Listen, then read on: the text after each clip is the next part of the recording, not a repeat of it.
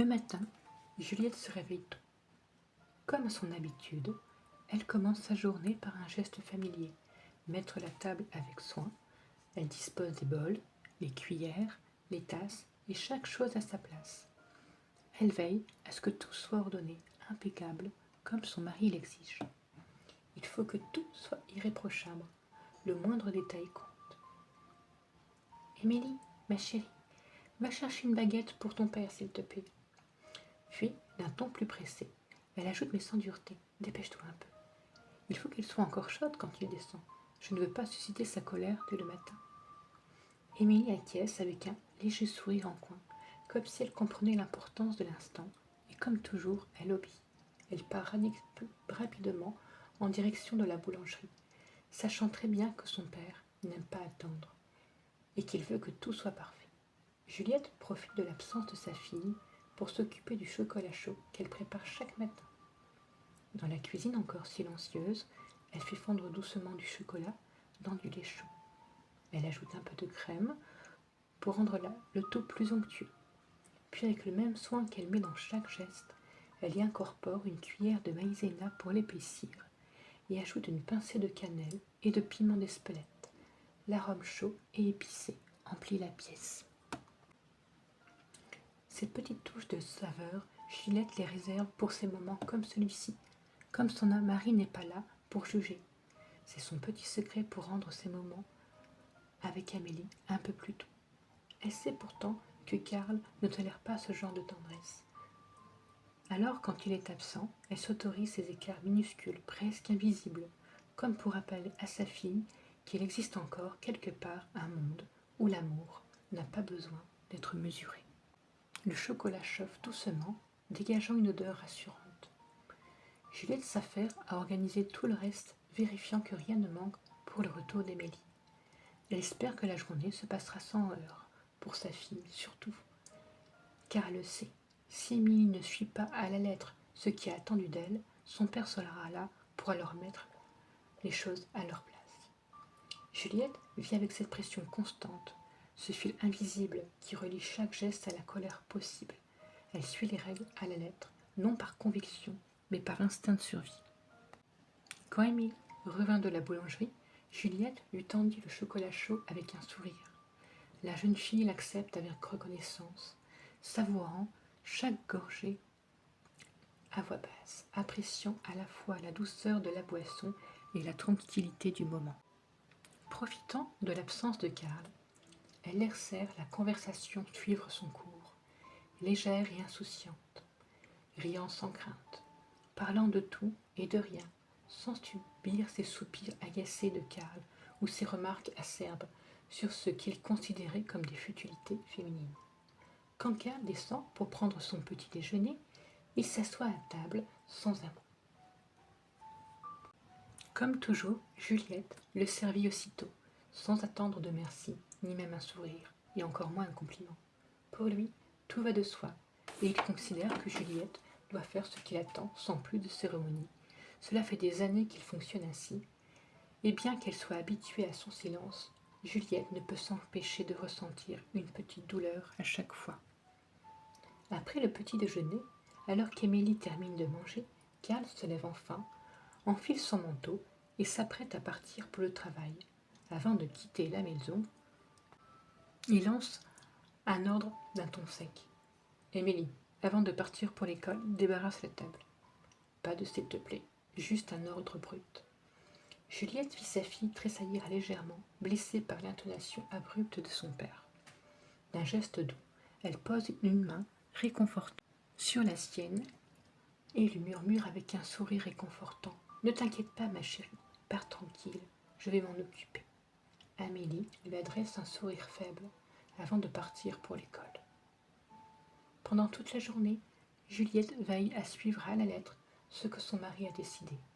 Les horaires, les tâches ménagères, les moments de détente, tout doit être respecté. Même les plus petites secondes de loisirs doivent être encadrées.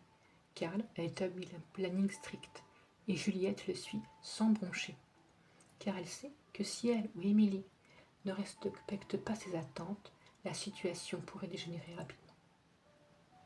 Lorsque Émilie rentre enfin de l'école, Juliette l'accueille, comme d'habitude, avec un baiser et un goûter, des cookies maison et un verre de lait. Émilie sourit en voyant la petite collation et s'assoit à table avec reconnaissance. C'est un moment calme et tendre où la mère et la fille échangent un regard complice.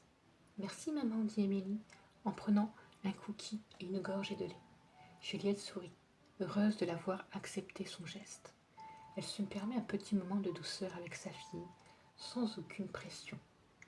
Le temps semble suspendu. Juliette regarde sa fille avec amour. Maman, j'ai beaucoup de devoirs, il faut que je monte. Juliette la regarde, l'air désolé, et répond par une voix douce. Tu feras ça après, ma chérie. Tu sais comment est ton père. Il vaut mieux faire ce qu'il nous demande, tu sais. Émilie, bien consciente des attentes de son père, acquiesce sans protester. Elle savait qu'il vaut mieux éviter tout conflit avec lui. Elle termine son goûter et prit une dernière bouchée, essuie rapidement ses doigts sur une serviette, puis se leva.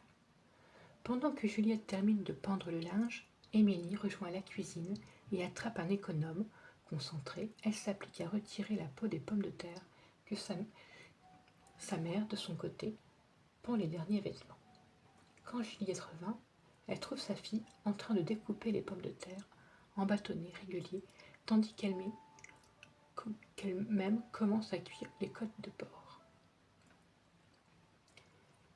La cuisine baignée dans un silence où seul le crépitement de cuisson et les cliquetis des ustensiles résonnent. Soucieuse de bien faire, Émilie prépare la table avec précision. Chaque assiette est soigneusement alignée, chaque verre parfaitement parallèle au couvert. Elle sait que son père est exigeant sur ce genre de détails et qu'une erreur, même minime, pourrait engendrer une remarque acerbe. Lorsque Karl rentre du travail, après lui avoir servi son café, Juliette s'empresse de souligner l'effort de sa fille, cherchant à attirer son attention sur son investissement. Regarde tout ce qu'Émilie a fait en rentrant de l'école. Elle m'a aidé à préparer le repas et a mis la table. Juliette marque une pause, espérant que son mari reconnaîtra ce geste et dressera un mot d'encouragement à leur fille. Elle sait combien cela lui fera pleurer plaisir. Une pointe de déception la traversa discrètement. Elle serra les lèvres et tenta une nouvelle approche. Chérie, tu pourrais peut-être la complimenter, lui dire quelque chose de plus. Tu sais, Émilie en a besoin. Karl posa sur elle un regard froid et tranchant. Je ne fais pas de compliments pour ça. Elle a juste fait son devoir de méga. Juliette insiste, une voix plus douce, presque suppliante. Mais un petit mot gentil, ça lui ferait pas de mal.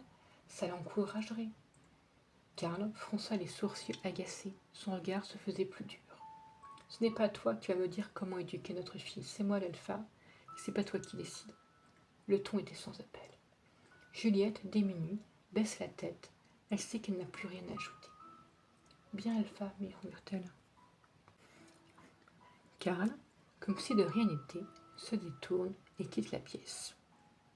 Juliette, elle reste figée un instant avant de reprendre doucement sa tâche.